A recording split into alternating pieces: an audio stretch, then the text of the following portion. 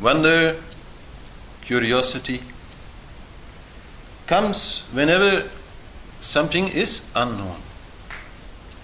You are experiencing something, but you don't understand it. And then you have two options. One is you can become afraid.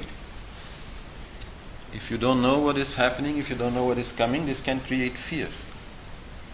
But if you're a little bit comfortable, then the ignorance itself becomes like a joy. And you are overwhelmed by it. And this is a very joyful feeling, very necessary, very helpful also in spirituality, because it reduces the ego and it reduces your problems. To understand that you don't understand everything also means that, well, you are not responsible for everything. No? So what I often say to people is, if they're feeling a little like having too much problems, and it's night like now and there's not too many clouds, lie down and watch the stars. And imagine, or just see this huge universe, experience how tiny you are and how tiny your problems are. So this is what wonder brings you. And wonder is very important in life in many ways, because without it, life becomes boring. Like today, many young people, they already know everything, they already have seen everything, they already have experienced everything on TV. And this is creating a little bit of problem. Why should I go to Africa? I've seen it on TV. Yeah. So they become bored. Many people have this problem. They lead a life, they have a job which they don't like, and then in their free time they don't really feel like there's anything interesting, challenging anymore to do. They are not curious about this or that, and they kind of feel like life is empty and useless and so on. So to understand the need for wonder, to understand that this is one of the juices of life. Rasa also means juice. Love also is a juice. Humor also is a juice. And wonder also is a juice. So this is one of the juices, and you cannot do without. It's vital, it's quite essential.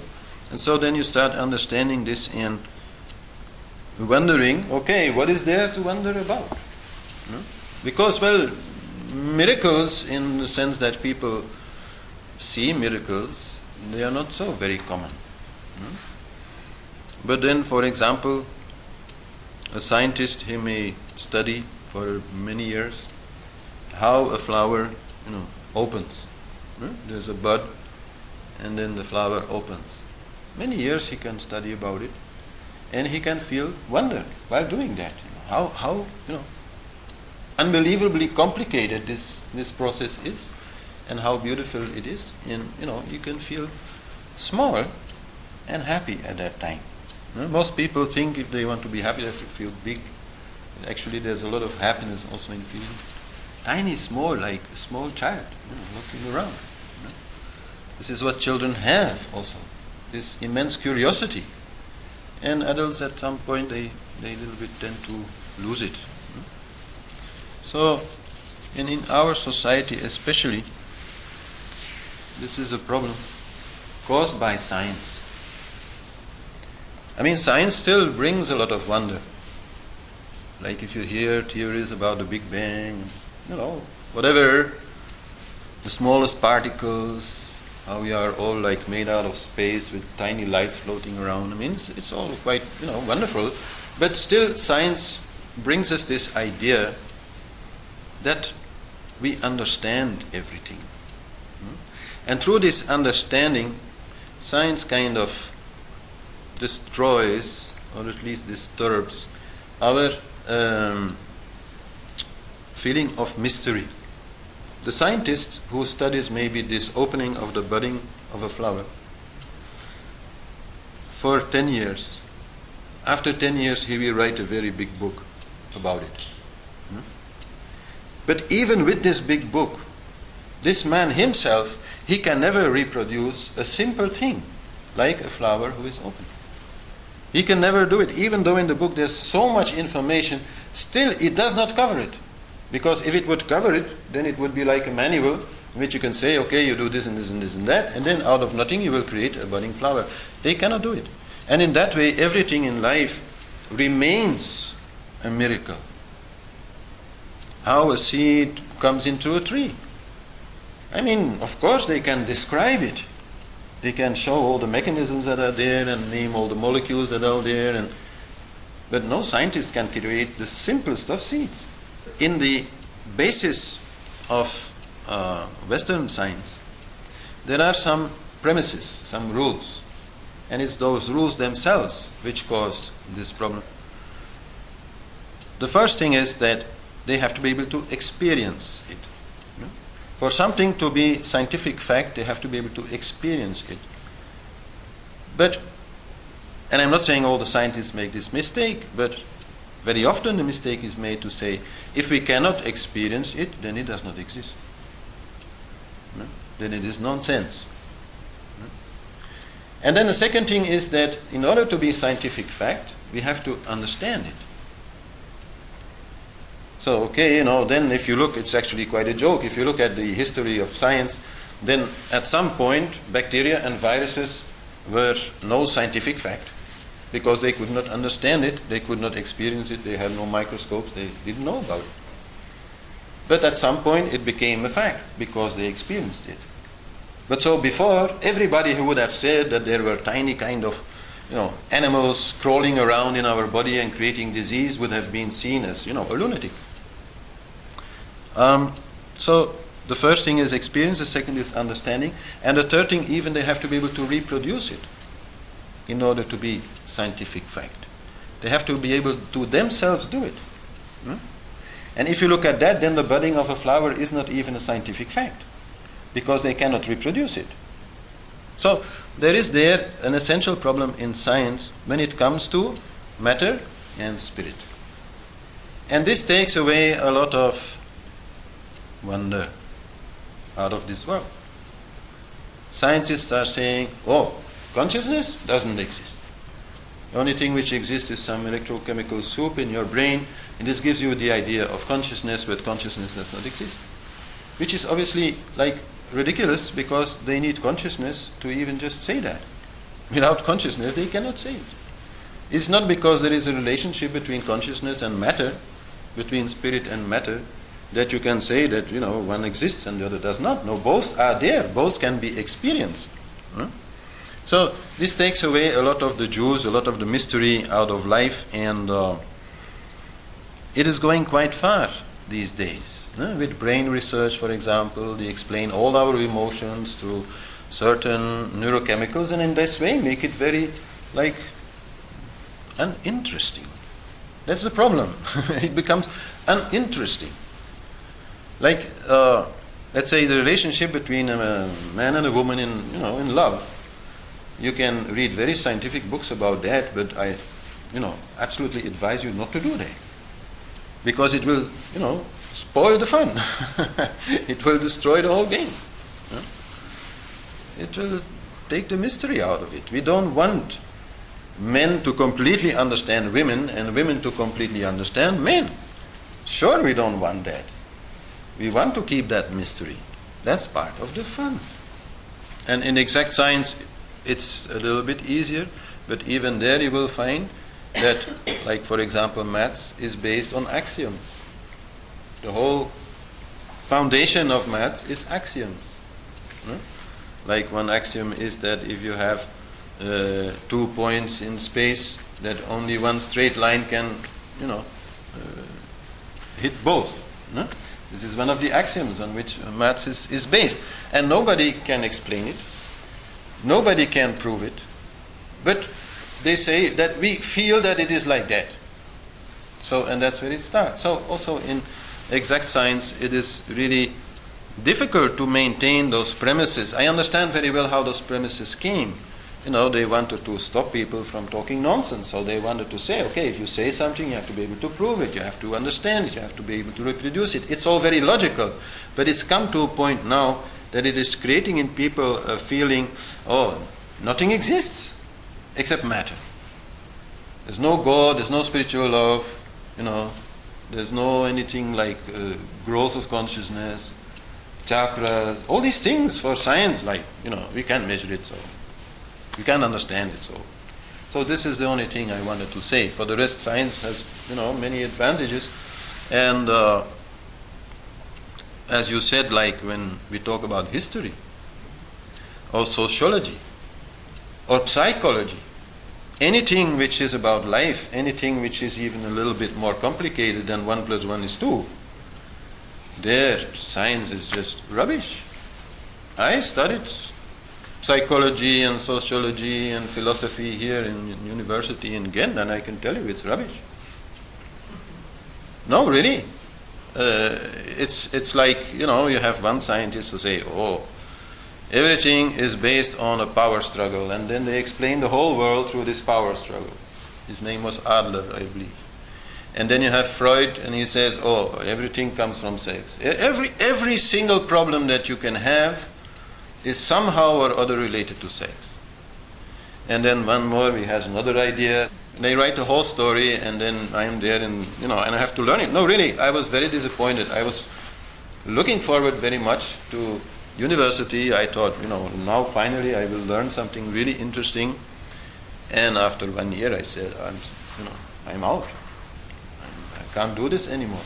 Because at that time already I was learning other things from Harish Johari, and very well understanding that this kind of science that they have there is really based on direct experience and not just on mind, not just on intellect, not just on concepts, not just on ideas. It is real. They could prove it. They could make me feel better, which Freud or Adler or any of these others never really being able to do.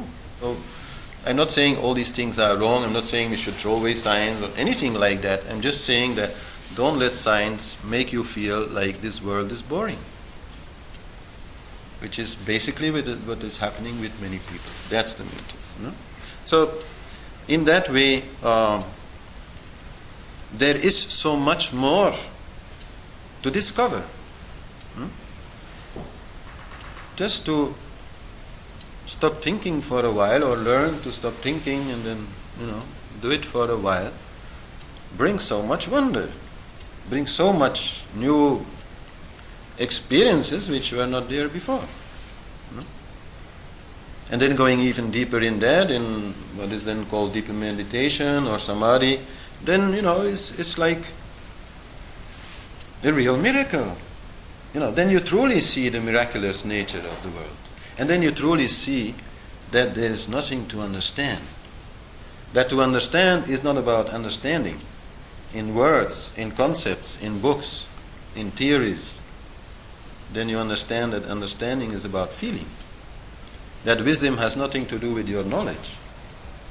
That wisdom is something that you sense, not something that you can, write down. I mean, you can try, and you always maybe, get close enough so that other people can get the idea, but that will very much depend on those people.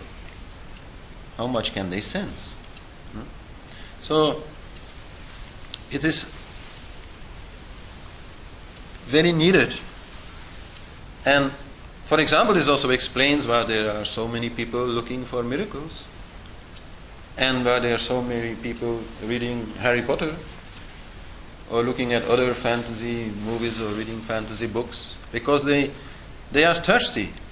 They are thirsty for a world in which, everything again is possible. In which elves and leprechauns and, magic and all these things again are possible. That seems like a nicer world. And it is a nicer world. And it is the world.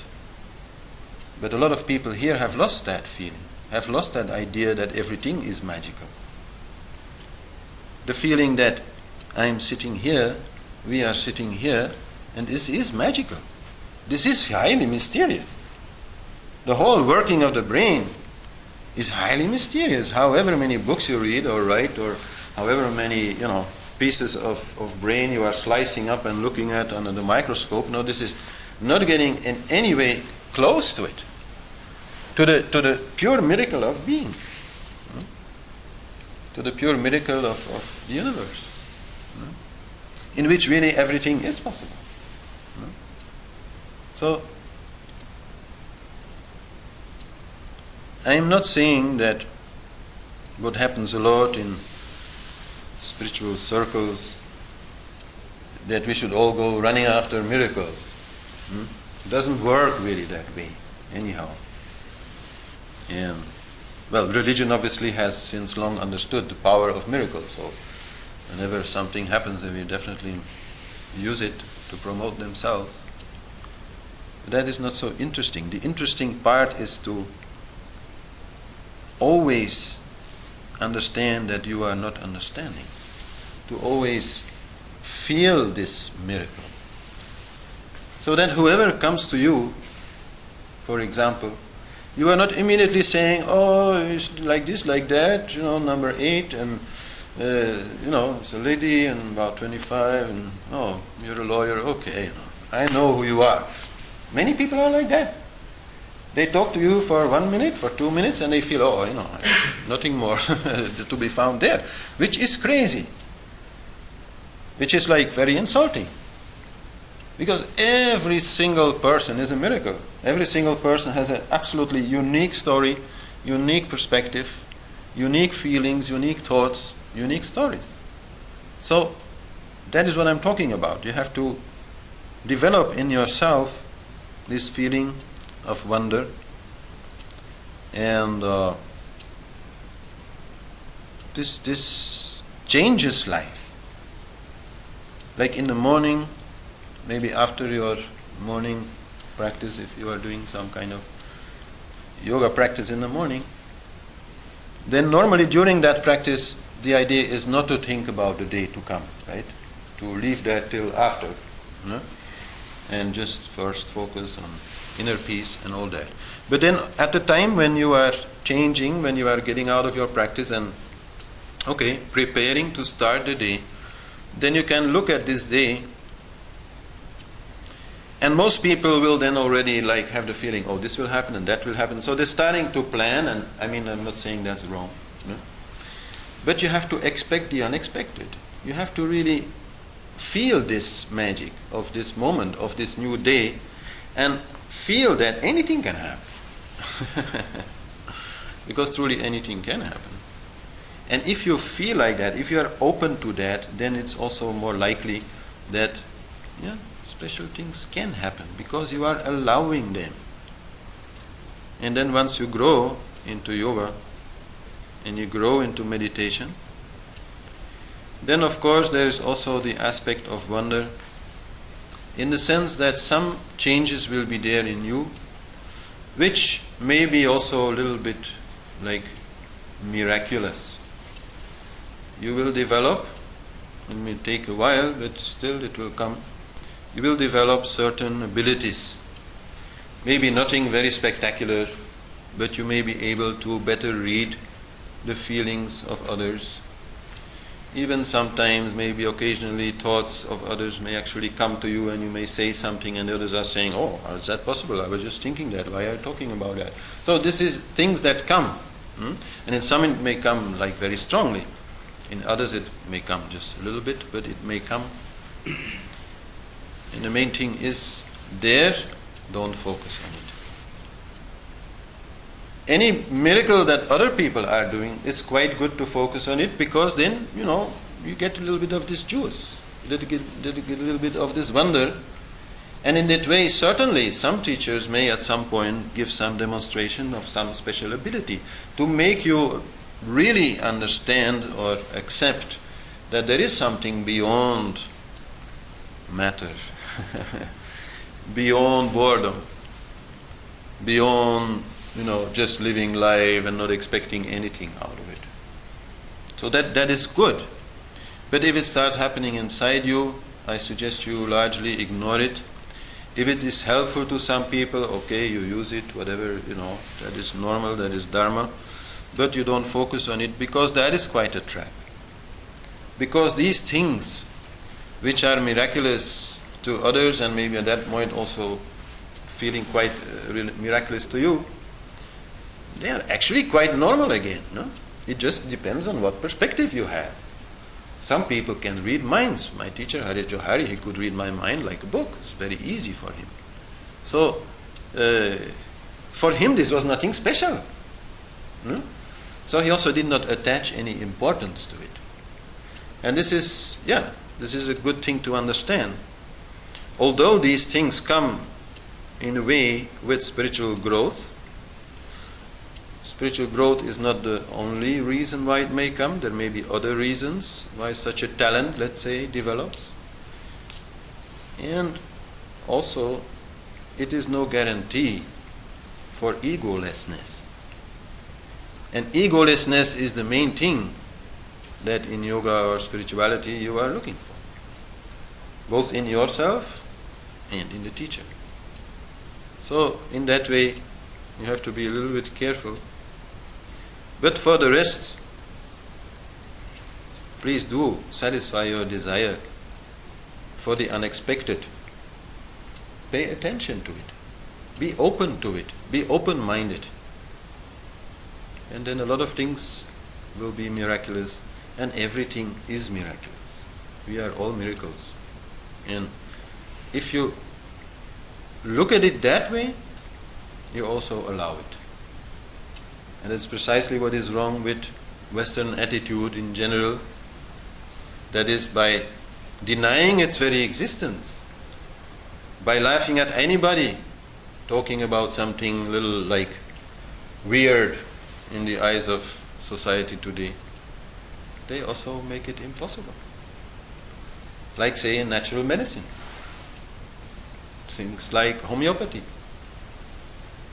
It's very hard to explain how homeopathy can work, scientifically speaking.